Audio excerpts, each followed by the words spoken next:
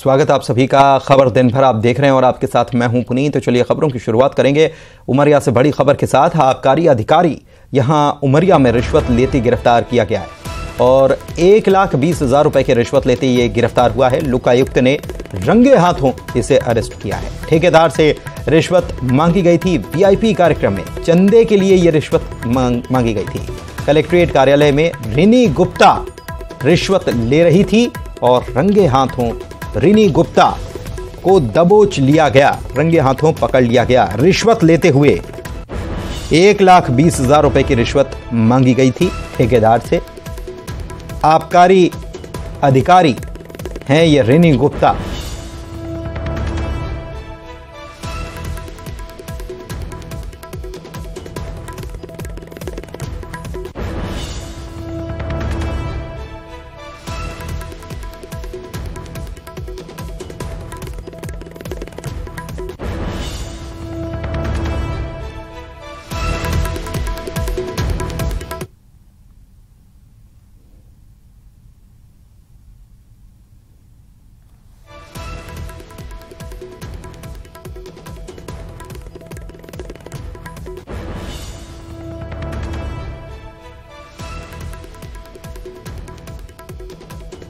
जी, बड़ी खबर इस वक्त आपको बता रहे हैं उमरिया से, जहां पर आबकारी अधिकारी नाम रिनी गुप्ता है, रिश्वत लेते गिरफ्तार किए गए।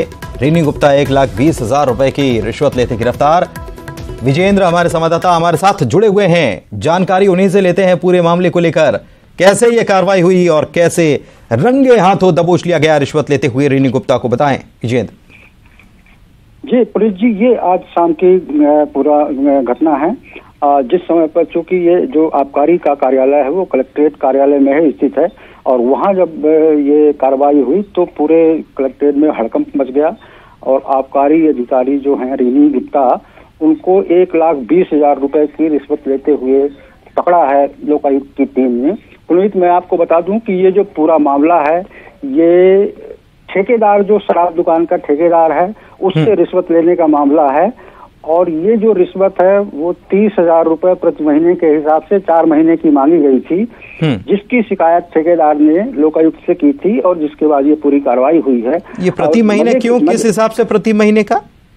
जी, ये मजे की बात तो ये है कि 30,000 रुपए प्रति माह के हिसाब से वीआईपी मूवमेंट के नाम से ये चंदा मांगा जा रहा था और उसमें तो जो सरकारी आयोजन है, जो सरकारी कार्यक्रम है, यहाँ तक कि मुख्यमंत्री के कार्यक्रम का भी हवाला उसमें दिया गया है कि उसमें पैसा दिया जाता है। और इसके लिए वो ठेकेदारों पर दबाव बना रही थी और ये पैसे की मांग की जा रही थी। ठेकेदार से भी बातचीत हुई। ठेकेदार का कहना है कि ये पूरा पैसा सिर्फ हमसे नहीं और दूसरी दुकानों से भी दिया जाता है और इस तरीके से कई लाख रुपए प्रति माह जो है वो आबकारी अधिकारी चंदे के नाम पे जोड़ रही हैं। चलिए ठीक है, बहुत शुक्रिया, बहुत शुक्रिया। चंदे के नाम पर रिश्वत और कई लोगों से लेने का यह भी आरोप लगाया कि कई लोगों से ली जा रही थी वीआईपी मूवमेंट के नाम पर। रायपुर से बड़ी खबर अब आपको बता देते हैं। बिजली उपभोक्ताओं को मामूली राहत मिली है। 10 से 12 पैसे की राहत मिली है। बिजली लागत में दरअसल 16 पैसे की कमी आ गई है और इसी की वजह से उपभोक्ताओं को पहले 14.23% जो अधिभार देना होता था, अब ये थोड़ा कम हो गया है। 11.43% अधिभार लोगों को लगेगा।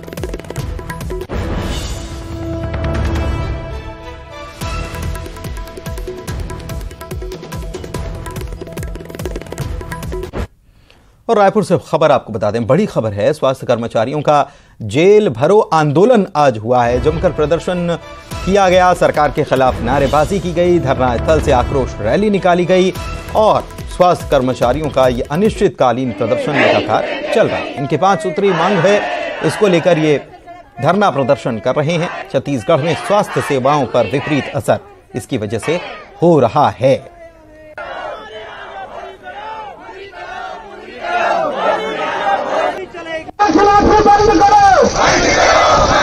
चश्मा लगाने वाली सरकार नहीं चलेगी।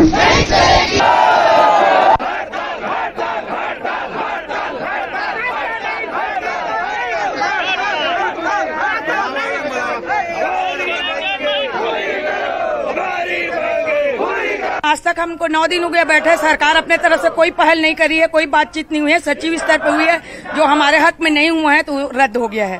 बार बार हम लोग जो जनवरी फरवरी महीने से 1 घंटे 2 घंटे का स्ट्राइक हम लोग कंटिन्यू कर रहे हैं, बार बार ये मीडिया में हम दे रहे हैं और आंदोलन करके ये बता रहे हैं कि हम अनिश्चित काल में बैठेंगे, लेकिन उसके बावजूद कोई डिस्कशन नहीं किया जाना शासन की तरफ से।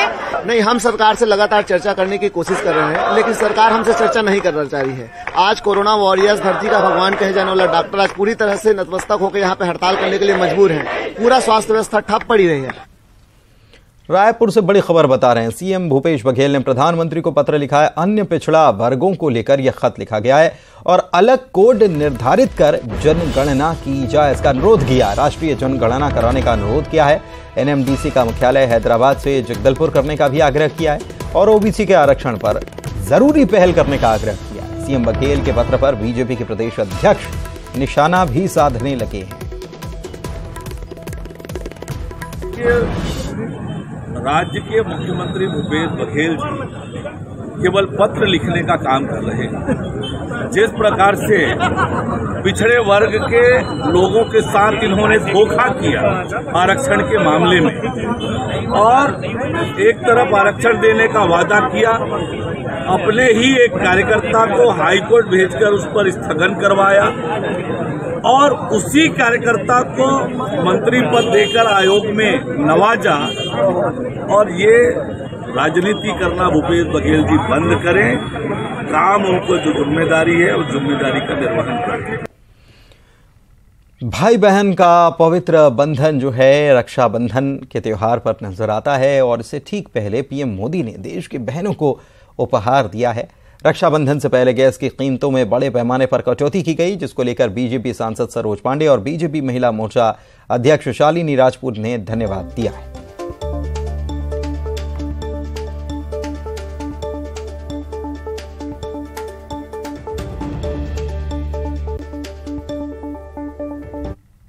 प्रधानमंत्री जी ने उज्ज्वला योजना की सौगात दी। धूल और धुएं से मुक्ति का उन्होंने महिलाओं को अवसर दिया, उनके सम्मान की रक्षा की, उनके लिए समृद्धि दी। कल रक्षाबंधन का पर्व है और इस रक्षाबंधन के पर्व के अवसर पर हमारे प्रधानमंत्री जी ने हम सभी बहनों को 200 रुपए गैस सिलेंडर पे कम करके रक्षाबंधन पर्व का ये अनोखा तोहफा दिया है। उन्होंने सही मायने में अपने संवेदनशीलता का परिचय दिया है और मैं मानती हूं कि हमारे प्रधानमंत्री जी ने राष्ट्र भ्राता होने का धर्म निभाया है। प्रधानमंत्री जी को बहुत साधुवाद। सभी बहनें रक्षाबंधन के इस पावन पर्व पर अपने इस भाई को दुआएं भी दे रही हैं और वो पुनः प्रधानमंत्री बनकर आए, इस बात की दुआ इस रक्षाबंधन के पर्व पे कर रही है। आप सभी को नमस्कार। रक्षाबंधन के पावन पर्व पर माननीय प्रधानमंत्री नरेंद्र मोदी जी द्वारा एक सौगात बहनों के लिए आया कि गैस सिलेंडर के दाम पे 200 रुपए की छूट दी गई है। ये हम सबके लिए बहुत ही सौभाग्य की बात है। ऐसे हमारे प्रधानमंत्री जी हैं जिन्होंने उज्ज्वला गैस प्रारंभ किया हमारी बहनों के लिए। हाँ, और उसमें भी हमें सब्सिडी 200 रुपए मिलती रही है हमेशा। मैं ऐसे प्रधानमंत्री जी जो सिर्फ महिलाओं के लिए सोचते हैं, महिला के सशक्तिकरण की ओर कार्य करते हैं, ऐसे हमारे प्रधानमंत्री जी को हम सब बहनों की ओर। प्रधानमंत्री नरेंद्र मोदी जी ने गरीब और मध्यम वर्ग के लिए बड़ी राहत की घोषणा की और मैं कहूँगा कि रक्षाबंधन के पर्व के पहले बहनों को बहुत बड़ा उपहार माननीय नरेंद्र मोदी जी ने दिया है। मैं उन्हें बहुत बहुत धन्यवाद देता हूँ। 33 करोड़ एलपीजी के उपभोक्ताओं को 200 रुपया प्रति सिलेंडर राहत देने का काम किया गया है। इसका मतलब है अब वो 1100 का सिलेंडर 900 रुपया में बहनों को उपलब्ध रहेगा। ये बड़ी घोषणा शायद आज तक मैंने 200 रुपया की सब्सिडी, इतनी बड़ी सब्सिडी पहली बार देखी है। चलिए बढ़ते आगे। कोरबा की महिलाओं ने केंद्र और प्रधानमंत्री मोदी को धन्यवाद दिया है।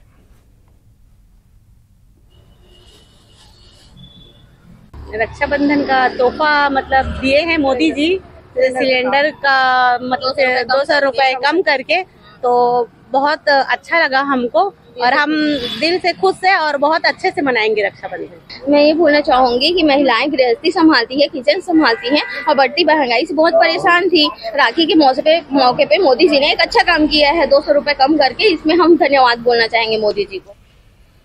महादेव ऐप को लेकर सीएम भूपेश बघेल ने कहा कि छत्तीसगढ़ में हमने कार्रवाई की है, लेकिन बीजेपी वाले हमको बदनाम करने की कोशिश करने में लगे हैं। उन्होंने कहा कि महादेव ऐप को भारत सरकार बंद कर सकती है, राज्य सरकार नहीं।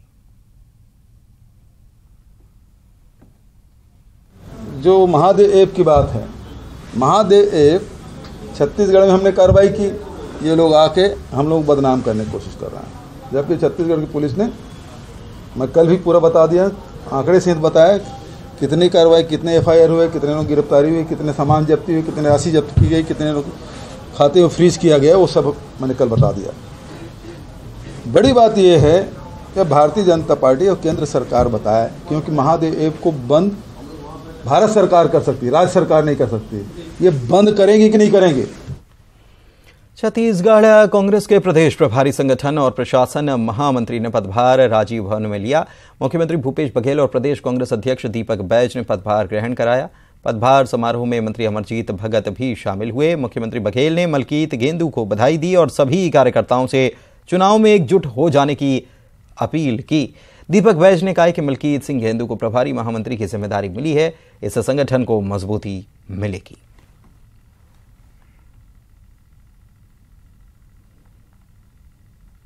आज पीसीसी कार्यालय को नए प्रभारी महामंत्री जिला की माननीय मलकीत सिंह गेंदू जी को, जो लगातार कांग्रेस के लिए काम करते आए, निचले स्तर से काम किए हैं, संगठन में महत्वपूर्ण जिम्मेदारी निभाए हैं, झीरम घाटी जैसे घटना में शामिल रहे, और उनको आज प्रभारी महामंत्री के रूप में आज पदभार ग्रहण किए। माननीय मुख्यमंत्री भी साथ आए थे। साथ में हमारे पूर्व प्रभारी महामंत्री रवि घोष जी ने भी अपने कार्यकाल बहुत अच्छे से ग्रहण में मैं आभार व्यक्त करता हूं हमारे छत्तीसगढ़ की प्रभारी शैलजा जी को, हमारे यशस्वी मुख्यमंत्री भूपेश बघेल जी को एवं हमारे युवा सांसद एवं प्रदेश के अध्यक्ष दीपक बैज जी को मैं तहे दिल से धन्यवाद देता हूं कि मुझे ऐसी जिम्मेदारी देकर मेरा मान बढ़ाया। विधानसभा चुनाव को लेकर राजनीतिक सरगर्मी तेज हो गई है। विधानसभा चुनाव को लेकर बलरामपुर में प्रवासी बीजेपी नेताओं का दौरा जारी है। बीजेपी के विजय संकल्प अभियान के तहत रामानुजगंज विधानसभा विजय संकल्प अभियान प्रभारी नीलकंठ मुंडा क्षेत्र में पहुंचे। झारखंड के खूंटी विधानसभा क्षेत्र के विधायक और पूर्व मंत्री नीलकंठ मुंडा 9 दिवसीय प्रवास कर रामानुजगंज विधानसभा क्षेत्र में रहे। इस दौरान यहां के स्थानीय लोगों से मुलाकात की और राम विचार नेताम की जीत का दावा किया। गांधी के साथ हम ऊपर उठाने का काम करेंगे और राम विचार नेताम जी को यहां से विधायक बनाएंगे। ये आज 9 दिन के इस क्षेत्र में भ्रमण करने के बाद ये मुझे अनुभव हो रहा है कि यहाँ की जनता पीड़ित है इस विधायक से।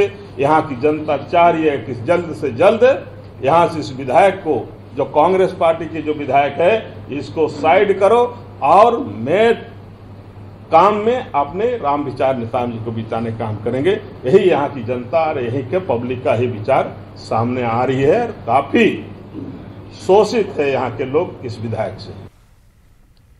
राजनांदगांव पहुंचे आबकारी मंत्री कवासी लखमा ने स्थानीय कांग्रेस कार्यकर्ताओं से बातचीत की और प्रदेश की कुल 90 विधानसभा सीटों में से 80 पर जीत दर्ज करने का दावा किया। उन्होंने 5 राज्यों से छत्तीसगढ़ आए बीजेपी के विधायकों पर निशाना साधा और कहा कि बीजेपी के 90 विधायक छत्तीसगढ़ पिकनिक पर आए हैं। बस्तर में सभी सीटों पर बीजेपी के बड़े बड़े दावे फेल होंगे। ओम माथुर तो परवरी है, लेकिन कहाँ का विधायक लोग 90 विधायक आके छत्तीसगढ़ में पिकनिक मना रहे हैं, उनको चलने वाला नहीं है। यह छत्तीसगढ़वाद छत्तीसगढ़ के लोगों को दिल में घुसा है। रक्षाबंधन के त्यौहार पर दुर्ग में बाजार गुलजार हो चुके हैं। रंग बिरंगी राखियां नजर आ रही हैं। भाई की कलाई पर राखी बांधने के लिए बहनें खरीदारी में जुटी हैं। राखी के बाजार में महिलाओं की भीड़ देखी जा रही है। मिठाई की दुकानों पर भी खूब भीड़ देखी जा रही है।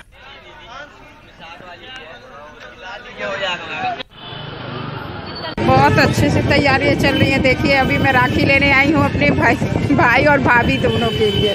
भाभी राखी भी बांधेंगे। भाई बहन के पवित्र रिश्तों के त्यौहार रक्षाबंधन को अब चंद घंटे ही शेष रह गए हैं। ऐसे में बाजार जो है पूरी तरह से रंग बिरंगी राखियों से सजे हुए हैं और बहनें जो है अपने भाइयों की कलाइयों में राखी बांधने के लिए तैयारियों में जुटी हुई हैं। आप देख सकते हैं कि भिलाई का सबसे बड़ा बाजार सेक्टर 6 का ये बाजार, जहाँ पर हजारों की संख्या में बहनें जो है अपने भाइयों की कलाइयों में राखी बांधने के लिए राखियों का चयन कर रही हैं। यहाँ पे बहुत सी एक से बढ़कर एक राखियाँ आई, जरी राखी है, लुम्बा राखी आई है, तरह तरह की राखियों की वैरायटी भी आई है जो सहज ही यहाँ पर लोगों को आकर्षित कर रही हैं। बहनें इनकी खरीदारी कर रही हैं और अब कुछ घंटे के बाद में ही जब भद्रा समाप्त हो जाएगा तो उसके बाद में ये बहनें जो है अपने भाइयों की कलाइयों में राखी बांधेंगी। तो जोरदार तैयारियां की जा रही है। बड़ी संख्या में यहाँ पे बहनें पहुंची हुई, उनसे बातचीत करने चाहेंगे। देखिए रक्षाबंधन का त्यौहार है, चंद घंटे ही शेष रह गए, किस तरह की तैयारी चल रही है? सर हमारी तैयारी तो जोर शोर से चल रही है क्योंकि साल भर का एक त्यौहार रहता है ये रक्षाबंधन का त्यौहार। तो भाइयों का के लिए अपना भी ऐसा रहता है कि चलो अच्छे से सेलिब्रेट करें और हम सब भाई बहन, हम लोग 7 भाई बहन हैं, सब लोग एक जगह मिलकर सेलिब्रेट करते हैं। जी, कितनी खास तैयारी चल रही है आज? बहुत जोरों शोरों से चल रही है। बस यहाँ पर राखियाँ भी बहुत अच्छी अच्छी हैं तो हम लोग जी जी। तो देखिए काफ़ी जोर शोर से तैयारी चल रही है क्योंकि चंद घंटे ही शेष रह गए हैं। कुछ लोग और हैं, उनसे बातचीत करेंगे। बेटा 1 मिनट, आप जरा एक्सक्यूज मी, आप लोग रक्षाबंधन का त्यौहार है, अपने भाइयों को राखी बांधेंगी, कितना एक्साइटमेंट है, किस तरह की खरीदारी चल रही है आप लोग की? अच्छी चल रही है, बहुत एक्साइटमेंट है जी। किस तरह की राखियाँ खरीद रही है अभी और रक्षाबंधन का जब त्यौहार है तो कैसा लग रहा है? राखियाँ, मेरा भाई है और एक भाभी है तो उनके लिए लुम्बा राखी ले रही हूँ और बड़ा भाई है और एक मेरा ये भाई है तो उसके लिए सिंगल राखी। तो अच्छी चल रही है। Thank you. तो देखिए काफ़ी तैयारियाँ चल रही हैं, बहनें अपनी खास तैयारियाँ कर रही हैं और यहाँ पर यही वजह है कि ये रंग बिरंगी की राखियों का बाजार सजा हुआ है और बहनें बस उस वक्त का इंतजार कर रही हैं कि जब वो मुहूर्त कब आएगा जब अपने भाइयों की कलाइयों में राखी बांधेंगी। न्यूज़ 18 छत्तीसगढ़ के लिए दुर्ग से मिथिलेश ठाकुर। कांकेर में भी रक्षाबंधन पर्व की धूम है। राखियों के स्टॉल और मिठाइयों की दुकान में खरीदारी करने के लिए भीड़ उमड़ पड़ी। भाई बहन के इस पर्व को लेकर लोगों में उत्साह नजर आया।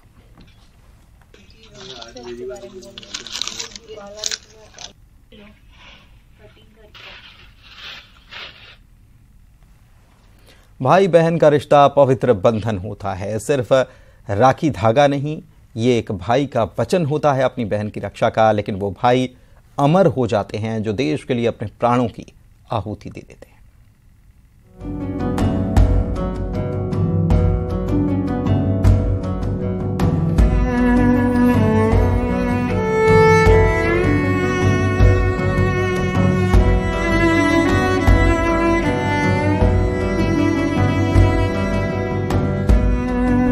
नक्सलवाद से जूझ रहे सुकमा जिले में सैकड़ों जवान शहीद हो चुके हैं। शहीद जवानों की याद में कई जगहों पर शहीदों की प्रतिमाएं लगी हैं। एक ऐसा ही गांव है एराबोर। ये नेशनल हाईवे 30 पर स्थित है। गांव के साप्ताहिक बाजार के पास 12 जवानों के शहीद स्मारक बनाए गए हैं। ये जवान गांव के आसपास के रहने वाले हैं। नक्सलियों से लोहा लेते हुए ये शहीद हो गए। 10 जुलाई 2007 में एराबोर थाना क्षेत्र इलाके में 23 जवान शहीद हुए थे। उसमें से 6 जवान एराबोर गांव के ही थे। यहाँ इन जवानों की प्रतिमाएं स्थापित की गई है। इन जवानों की बहनें यहाँ हर साल रक्षा बंधन के दिन राखी बांधने आती हैं। एक बहन सोयम ने बताया कि वो यहाँ 14 सालों से राखी बांधने आ रही है। बहन की आंखें जरूर नम हैं, लेकिन उसे अपने भाई की शहादत पर गर्व है।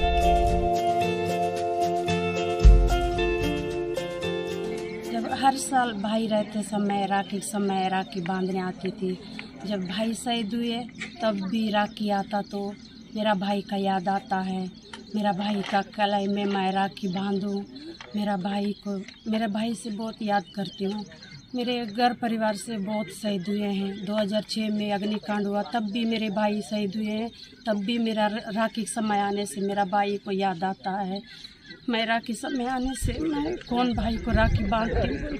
मैं मूर्ति मन में आती हूँ, राखी बांधती हूँ, चले जाती हूँ। शहीद भाई को राखी बांधने आई एक और बहन कमला ने बताया कि 2010 में उनका भाई नक्सलियों से लोहा लेते हुए शहीद हो गया था। उस वक्त वो छोटी थी। हर साल बहन कमला परिवार के साथ भाई को राखी बांधने आती हैं। कमला ने बताया कि उसके 2 और भाई भी देश की सेवा में ही लगे हुए हैं। मेरे बड़े भैया का नाम चंद्रा सोयम, वो शहीद हुए थे चिंगावरम में, और मैं उनको राखी के समय बहुत मिस करती हूँ। और हर साल में मैं अपने भैया को राखी बांधती हूँ और अच्छा होता हमारे बीच में अगर भैया रहते तो और भी खुशी का माहौल होता। फिर भी मैं कोशिश करती हूँ सब लोगों के सामने खुशी रहने की और उनको राखी बांधने के लिए हर साल और हर शहीद समय या फिर 26 जनवरी 15 अगस्त जो भी त्यौहार यहाँ मनाया जाता है एराबोर में, वहाँ शामिल करते हैं। बुलाया जाता है तो मैं आ जाती हूँ और भैया को राखी वगैरह जो भी तिलक वगैरह लगाया जाता है। शहादत के 14 साल बाद भी इन बहनों के भाई उनकी यादों में जिंदा हैं, क्योंकि देश के लिए मर मिटने वाले अमर हो जाते हैं। रक्षाबंधन के दिन इन बहनों की आंखें जरूर नम हो जाती हैं, लेकिन भारत माता के चरणों में जान देने वाले भाइयों के कारण ये गर्व से भर जाते हैं। सुकमा से न्यूज़ 18 के लिए सत्यनारायण चांडक की रिपोर्ट। खबर दिन भर में इतना ही। खबरों का सिलसिला फिर भी जारी है।